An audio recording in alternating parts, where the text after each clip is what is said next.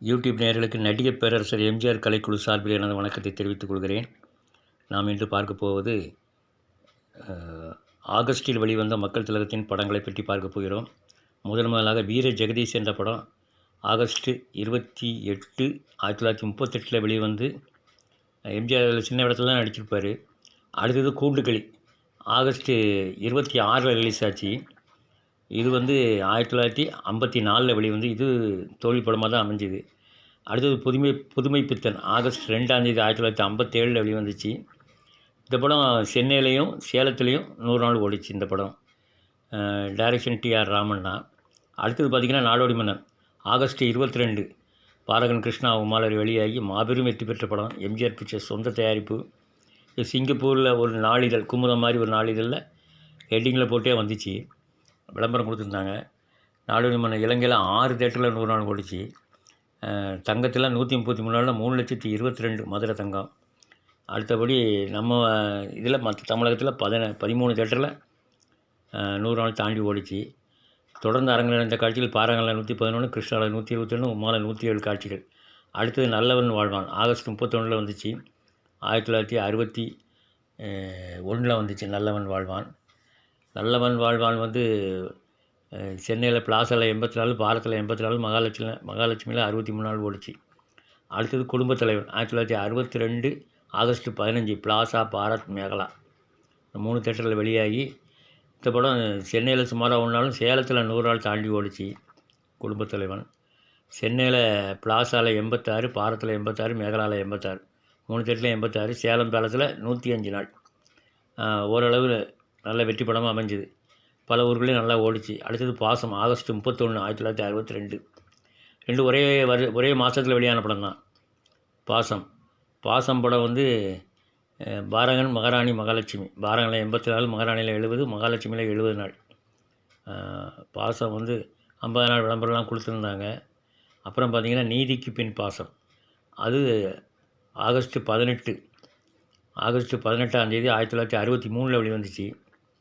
1963 இந்த படம் 2 ஊரில் 100 நாள் ஓடிச்சு. சேலத்துலேயும் மதுரையிலையும் ஓடிச்சு. சித்ரா கிரவுண்ட் மேகலாவில் போட்டு வெற்றி படமாச்சு. அது சித்ரா கிரவுண்ட் மேகலாவில் 63, Madurai new cinema, Salem new cinema 100 நாள் ஓடிச்சு 2 தேட்டரில். மற்றபடி சென்னையில் ஓடலை. இது ஒரு நல்ல வெற்றி படம். நீதிக்கு பின் பாசம் மறு வெளியீடுகளில் கலக்கிக்கிட்டு இருக்கு. இந்த படம் இப்போ வரைக்கும் ஓடிட்டு தான் இருக்குது. கலங்கரை விளக்கம் ஆகஸ்ட் 28 1965 வெளியான படம். நல்ல சஸ்பென்ஸ் படம். 50 நாள் விளம்பரம் போட்ட எல்லா தேட்டர்லையுமே 50 நாள் ஓடிச்சு. சென்னை வெலிங்டன் முருகன் அரங்கில் 84, ராக்ஸியில் 87, சீனிவாசாவில் 70.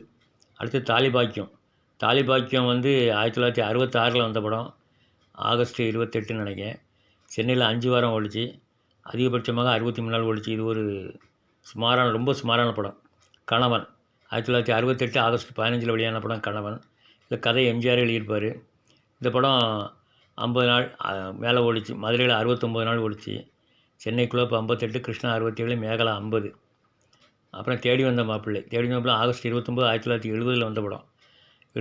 மதுரை தங்கத்தில் 69 நாளில் 2,28,000 தாண்டிச்சு. கர்ணன் வசூலே தூக்கி சாப்பிட்டுட்டு. கர்ணன் ரொம்ப கம்மியாக தான் 1,86,000 தான் வந்துச்சு. தேடி வந்த மாப்பிள்ளை திருச்சியில் ஷிஃப்டிங்கில் 105 நாள் ஓடிச்சு. தேடி வந்த மாப்பிள்ளை 50 நாள் வரைக்கும் எல்லா தேட்டர்லையும் நல்லா ஓடிச்சு. கிட்டத்தட்ட 25 தேட்டருக்கு மேலே 50 நாள் ஓடிச்சு. பட்டிக்காட்டு பொண்ணை அடுத்தது ஆகஸ்ட் 10 1973 உலகம் சுற்றுவாளிவனுக்கு அப்புறம் வந்த படம். அதே வருஷம் வந்த படம். அது 90 நாள் இது வந்ததுனால நிறைய இடத்துல 90 நாளில் எடுத்தாங்க உலகம் சுற்றுவாளிவனை. பட்டிக்காட்டு பொண்ணையாக கிராமங்கள் நல்லா ஓடிச்சு. திருநெல்வேலிலாம் வசந்த மாளிகைக்கு ஈக்குவலாக ஓடிச்சு 69 நாள். இதயக்கனி ஆகஸ்ட் 22 1975.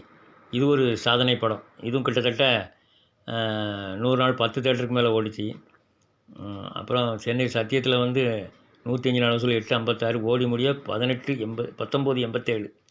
மதுரை சிந்தாமணி 146 நாள் வசூல் 5,52,000.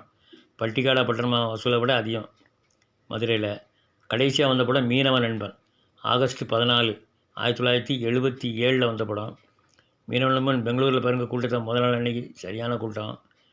அப்புறம் அதுவுமே நல்ல வசூல். சென்னையில் தேவிப்பாடை, சகசியா, உமா, கமலா ஓடி முடிய 17,76,000.